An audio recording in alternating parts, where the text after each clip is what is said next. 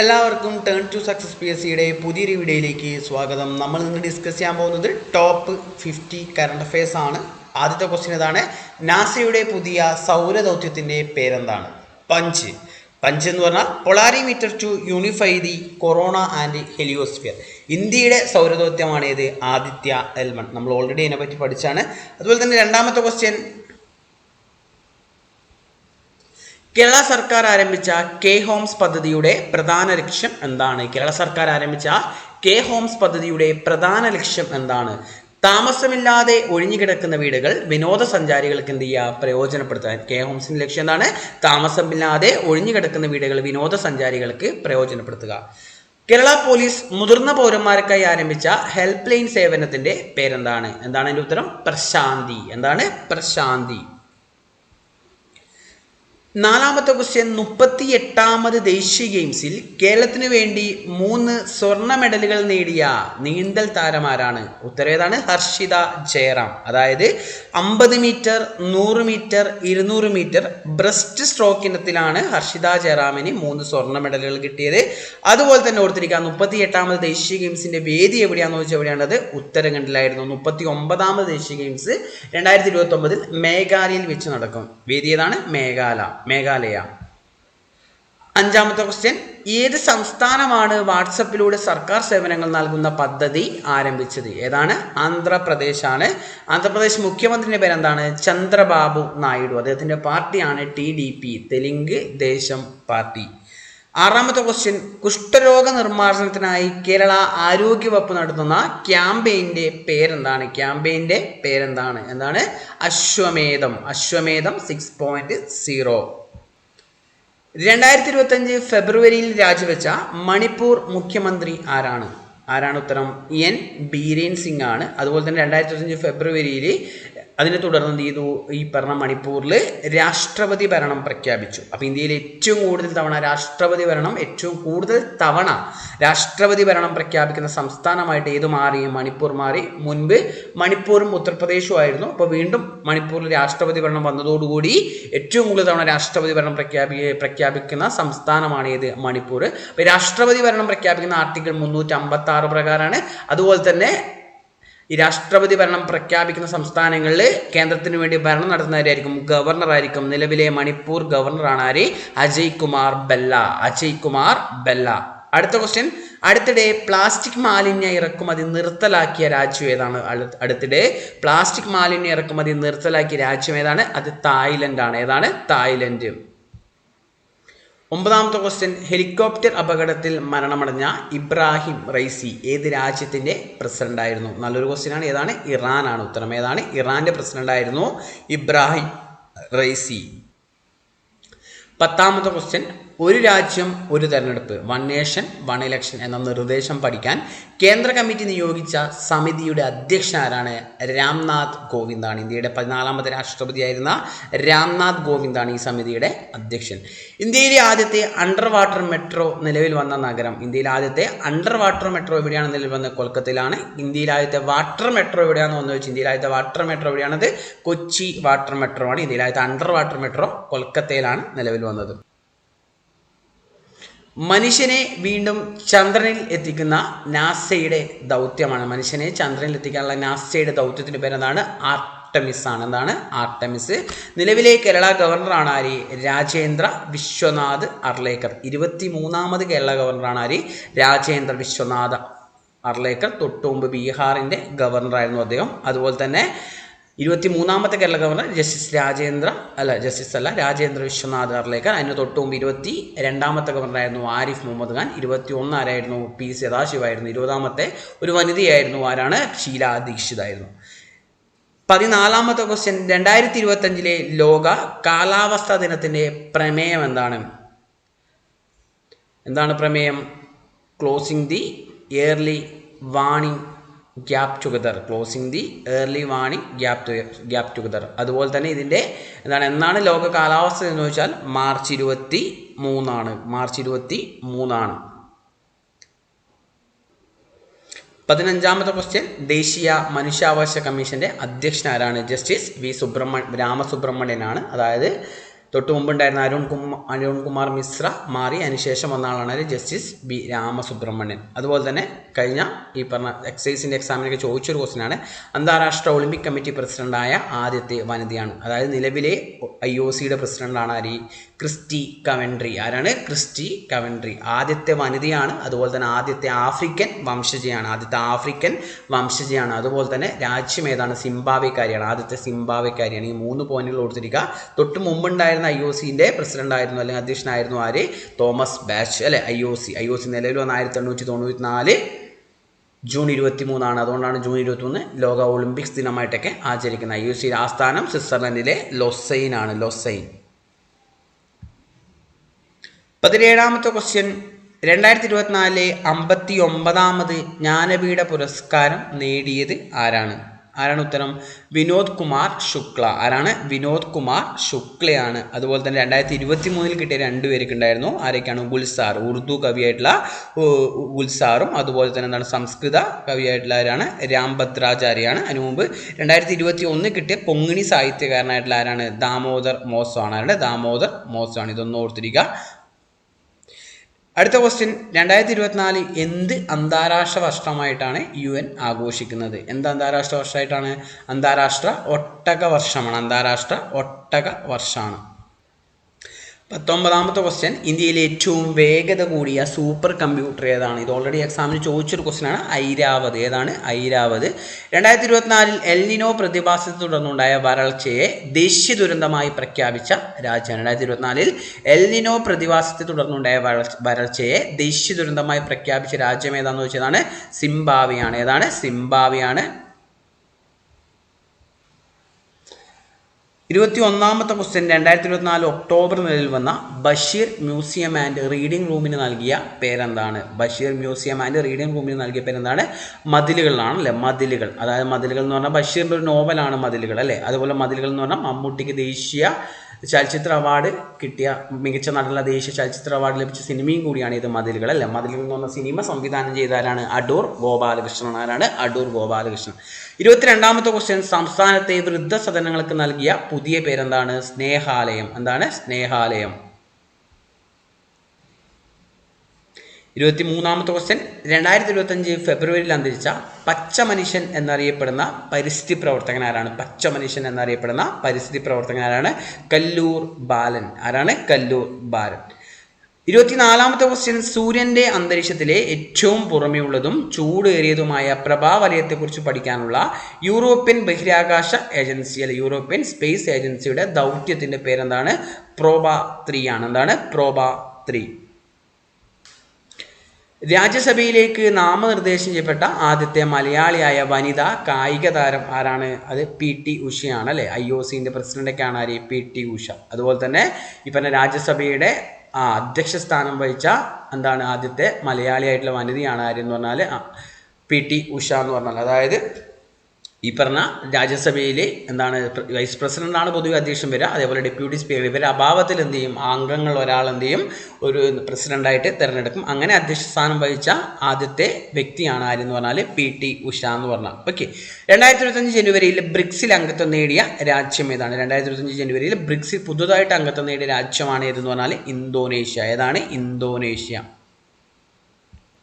2024 ലോക പരിസ്ഥിതി ദിനത്തിന് ആതിഥേയത്വം വഹിച്ച രാജ്യം ഏതാണ്? 2024 ലോക പരിസ്ഥിതി ദിനത്തിന് ആതിഥേയം വഹിച്ച രാജ്യം ഏതാണ്? സൗദി അറേബ്യയാണ്. ഏതാണ്? Saudi Arabia. ആദിവാസി ഊരുകളിൽ നിന്നും കുട്ടികളെ സ്കൂളിൽ എത്തിക്കാനുള്ള പദ്ധതിയാണ് ഏത്? ഗോത്ര സാരഥി. ആദിവാസി ഊരുകളിൽ നിന്നും കുട്ടികളെ സ്കൂളിലേക്ക് എത്തിക്കാനുള്ള പദ്ധതി ഏതാണ്? ഗോത്ര സാരഥി. 29ാമത്തെ ക്വസ്റ്റ്യൻ, അന്താരാഷ്ട്ര ബഹിരാകാശ നിലയത്തിലേക്കുള്ള വരാനിരിക്കുന്ന ആക്സിയം 4 ദൗത്യത്തിനായി നിയോഗിക്കപ്പെട്ട ഇന്ത്യൻ ബഹിരാകാശ യാത്രികന്റെ പേരെന്താണ്? ക്യാപ്റ്റൻ ശുഭാൻഷു ശുക്ല. ആരാണ്? ക്യാപ്റ്റൻ ശുഭാൻഷു ശുക്ല. 30ാമത്തെ ക്വസ്റ്റ്യൻ, ആൻഡമാൻ ആൻഡ് നിക്കോബാർ ദ്വീപുകളുടെ തലസ്ഥാനമായ പോർട്ട് ബ്ലെയറിന്റെ പുതിയ പേരെന്താണ്? ശ്രീവിജയപുരം. എന്താണ്? ശ്രീവിജയപുരം. 31ാമത്തെ ക്വസ്റ്റ്യൻ, കേരളത്തിൻ്റെ നിലവിലെ പട്ടികജാതി പട്ടികവർഗ വകുപ്പ് മന്ത്രിയാണ്. ആരാണ്? പുതുതായിട്ട് വന്നൊരു വകുപ്പാണ് അല്ലേ. മുമ്പ് K രാധാകൃഷ്ണനായിരുന്നു. അദ്ദേഹം MB ആയി പോയ സമയത്ത് ആരാണ്? OR കേളു ആണ്. മാനന്തവാടിയാണ് OR കേളുവിൻ്റെ നിയോജക മണ്ഡലം. നിലവിലെ പട്ടികജാതി പട്ടിക വകുപ്പ് മന്ത്രിയാണ് OR കേളു. 16ാമത് കേന്ദ്ര ധനകാര്യ കമ്മീഷന്റെ അധ്യക്ഷൻ ആരാണ്? അരവിന്ദ് പനഗരിയാണ് അല്ലെ. 15ാമത് ആരായിരുന്നു? NK സിംഗ് ആയിരുന്നു. നന്ദകിഷോർ സിംഗ്. 15ാമത് ആരാണ്? NK സിംഗ്, നന്ദകിഷോർ സിംഗ്. 16ാം ധനകാര്യ കമ്മീഷൻ നിലവിൽ വരുന്ന എപ്പോഴാണെന്ന് വെച്ചാലാണ് 2026 ഏപ്രിൽ 1 മുതൽ 2031 മാർച്ച് 31 വരെയാണ് ഇതിന്റെ കാലാവധി, 16ാം ധനകാര്യ കമ്മീഷന്റെ കാലാവധി. അതുപോലെ തന്നെ മുൻപ് നീതി ആയോഗിന്റെ ആദ്യത്തെ ഉപാധ്യക്ഷനായിരുന്നു ആര്? അരവിന്ദ് പനഗരിയ. 2025 ഹരിവരാസനം അവാർഡിന് ആരെയാണ് തിരഞ്ഞെടുത്തത്? ആരാണ്? കൈതപ്രം ദാമോദരൻ നമ്പൂതിരിയാണ്. 2025 ഹരിവരാസന പുരസ്കാര ജേതാവ് കൈതപ്രം ദാമോദരൻ നമ്പൂതിരിയാണ്. 2024 ലഭിച്ചത് വീരമണിദാസൻ. അതുപോലെ 2023 ആരായിരുന്നു? ശ്രീകുമാരൻ തമ്പി ആയിരുന്നു. 2022 ആലപ്പി രംഗനാഥ്. അതുപോലെ തന്നെ ഈ പുരസ്കാരം ആരംഭിച്ചത് 2012 പ്രഥമ ജേതാവ് ആരായിരുന്നു വെച്ചാലാണ്? KJ യേശുദാസ് ആയിരുന്നു. KJ യേശുദാസ്. അടുത്തിടെ അന്തരിച്ച പ്രശസ്ത സസ്യശാസ്ത്രജ്ഞനും പത്മശ്രീ പുരസ്കാര ജേതാവുമായ വ്യക്തി ആരാണ്?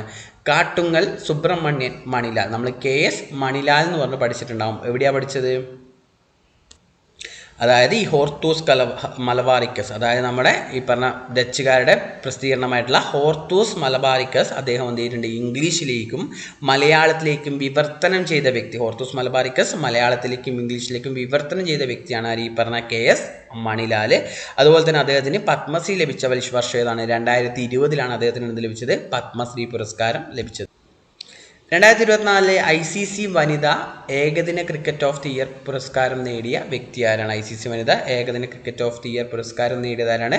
ഇന്ത്യൻ താരമായിട്ടുള്ള ഇന്ത്യൻ്റെ ഓപ്പണറായിട്ടുള്ള ആരാണ്? സ്മൃതി മന്ദാനയാണ്. ആരാണ്? സ്മൃതി മന്ദാനയാണ്. അടുത്ത ക്വസ്റ്റ്യൻ, ISROയുടെ ലിക്വിഡ് പ്രൊപ്പൽഷൻ സിസ്റ്റം സെൻറ്ററിൻ്റെ LPSC അല്ലെ, തിരുവനന്തപുരം വലിയമല സ്ഥിതി ചെയ്യുന്ന LPSCയുടെ ഡയറക്ടറായി ആരെയാണ് നിയമിച്ചത്? ആരാണ്? M മോഹനൻ ആണ്. ഇത് ഇമ്പോർട്ടൻ്റ് ആണ്, കാരണം ഇതിൻ്റെ മുമ്പ് ഇതിൻ്റെ ഡയറക്ടർ ഉണ്ടായിരുന്ന ആളായിരുന്നു നമ്മുടെ ISRO ചെയർമാൻ ആയിട്ടുള്ള ഡോക്ടർ വി നാരായണനാണ്. അദ്ദേഹത്തിൻ്റെ ഒഴിവിലേക്കാണ് മോഹൻ എന്ന വ്യക്തിനെ എന്ത് ചെയ്ത് LPSCൻ്റെ ഡയറക്ടറായിട്ട് എന്ത് ചെയ്ത് നിയമിച്ചത്. 37ാമത്തെ ക്വസ്റ്റ്യൻ, അടുത്തിടെ ഗ്രാമകോടതി ആരംഭിച്ച കേരളത്തിലെ നിയോജക മണ്ഡലം ഏതാണ്? ഏതാണ്? വാമനപുരം. അടുത്തതൊരു ഇമ്പോർട്ടൻ്റ് ക്വസ്റ്റ്യൻ ആണ്. 2025 കേരളത്തിൽ നിന്ന് എത്ര വ്യക്തികൾക്ക് പത്മ അവാർഡുകൾ ലഭിച്ചു? എത്ര വ്യക്തികൾക്കാണ് പത്മ അവാർഡുകൾ ലഭിച്ചു? എത്രയാണ്? 5 പേർക്കാണ്. എത്ര പേർക്കാണ്? 5 പേർക്കാണ്. അതിൽ പരമോന്നത ബഹുമതിയായിട്ടുള്ള പത്മവിഭൂഷൺ ലഭിച്ചത് MT വാസുദേവൻ നായർക്കായിരുന്നു. അതുപോലെ തന്നെ പത്മഭൂഷൺ ലഭിച്ചതായിരിക്കാണ് ജോസ് ചാക്കോ പെരിയപൂരാണ്. അതായത് കാർഡിയോളജിസ്റ്റ് ആയിട്ടുള്ള ജോസ് ചാക്കോ പെരിയപൂരാണ്. അതുപോലെ തന്നെ പത്മശ്രീ 3 പേർക്ക് ലഭിച്ചു. ഒന്ന് ഇന്ത്യൻ ഹോക്കി ടീമിൻ്റെ ക്യാപ്റ്റനൊക്കെ ആയിട്ടുള്ള ഒളിമ്പ്യനായിട്ടുള്ള PR ശ്രീജേഷനാണ്. 2 K ഓമനക്കുട്ടിയമ്മ, സംഗീത അധ്യാപികയായിട്ടുള്ള K ഓമനക്കുട്ടിയമ്മയ്ക്കാണ്. അതുപോലെ 3ാമത് ഇന്ത്യൻ ഫുട്ബോൾ ടീമിൻ്റെ ക്യാപ്റ്റനൊക്കെ ആയിരുന്ന ആരാണ്? IM വിജയനാണ്. ഫുട്ബോൾ താരമായിട്ടുള്ള IM വിജയനാണ്. ഇതൊന്ന് ഓർത്തിരിക്കുക, ഇതൊരു ഇമ്പോർട്ടൻ്റ് ക്വസ്റ്റ്യൻ ആണ്. അതുപോലെ തന്നെ 2025 പരമോന്നത ധീരത അവാർഡായ കീർത്തിചക്ര ലഭിച്ച വ്യക്തികൾ ആരൊക്കെയാണ്? ഒന്ന് മേജർ മഞ്ജിത്ത് ആൻഡ് നായിക് ദിൽവാ ഖാൻ. 41ാമത്തെ ക്വസ്റ്റ്യൻ, 2024 ICC പുരുഷ T20I cricketer of the year award കിരീടം നേടിയത് അല്ലെങ്കിൽ പുരസ്കാരം നേടിയ വ്യക്തി ആരാണ്? പുരുഷ T20 ക്രിക്കറ്റർ ആയതാരാണ്? ഇന്ത്യൻ ഫാസ്റ്റ് ബോളറായിട്ടുള്ള അർഷദീപ് സിംഗ് ആണ്. അതുപോലെ ICC ടെസ്റ്റ് റാങ്കിങ്ങിൽ 1ാമതെത്തുന്ന ഇന്ത്യയുടെ ആദ്യത്തെ ഇന്ത്യൻ ഫാസ്റ്റ് ബൗളർ ആരാണ്?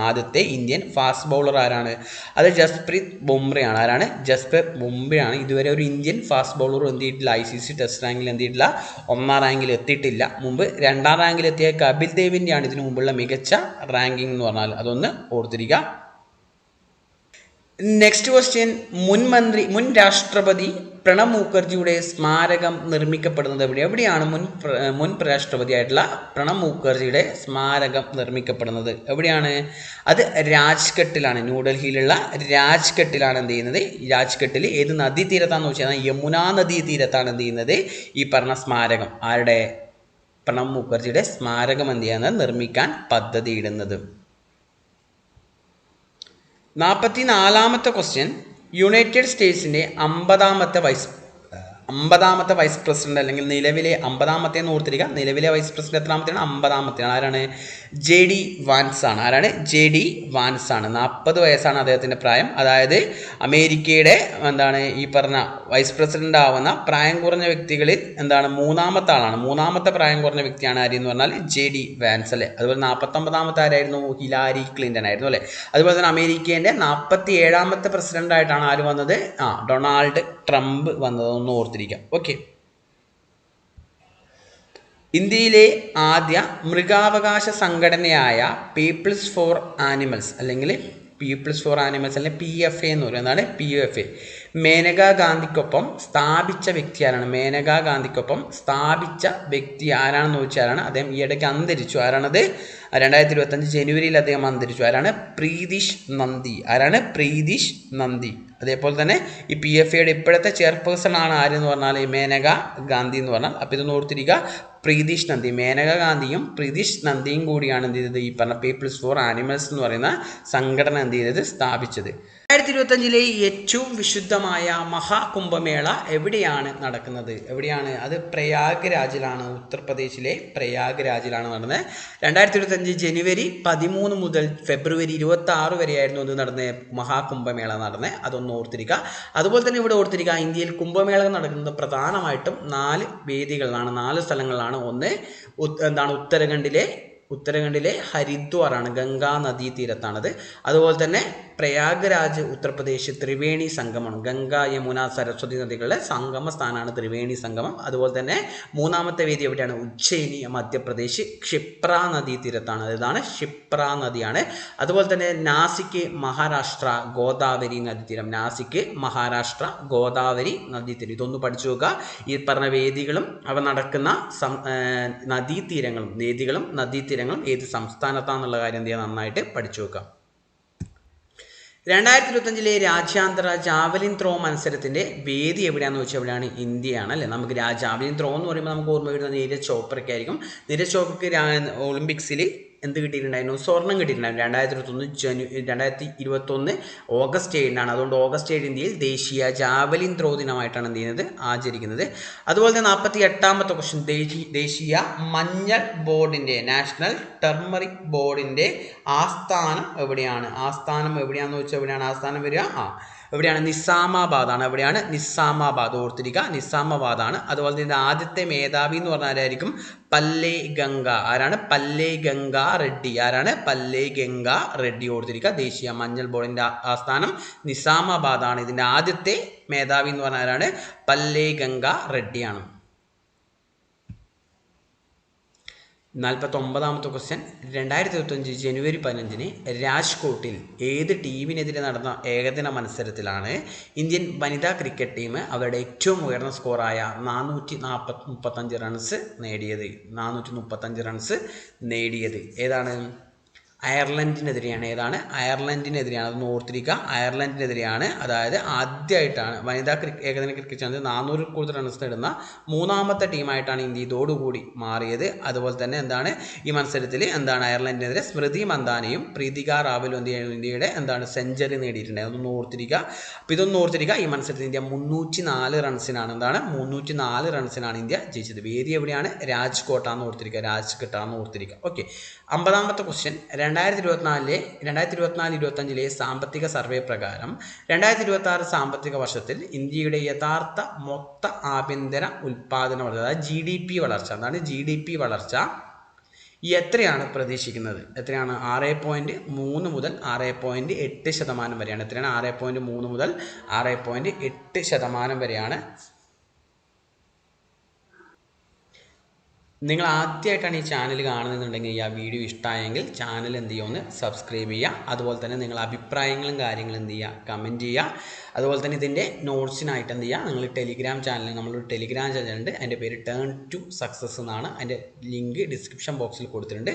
നിങ്ങൾ എന്ത് ചെയ്യുക? ചാനലിൽ കൂടി ഒന്ന് എന്ത് ചെയ്യുക? ജോയിൻ ചെയ്യുക. അപ്പോൾ നാളെ എല്ലാവരും എന്ത് ചെയ്യുക? നന്നായിട്ട് എന്ത് ചെയ്യുക? ഈ പറഞ്ഞ സെക്രട്ടറി എക്സാം എല്ലാവരും നന്നായിട്ട് കൂളായിട്ട് ടെൻഷനൊന്നും ഇല്ലാണ്ട് ചെയ്യുക. എല്ലാവരും നന്നായിട്ട് എക്സാം ചെയ്താൽ എല്ലാവർക്കും ഈ ചാനൽ കാണുന്ന എല്ലാവർക്കും ഓൾ ദ ബെസ്റ്റ്. എല്ലാവരും നന്നായിട്ട് എന്ത് ചെയ്യുക? എക്സാം ചെയ്താൽ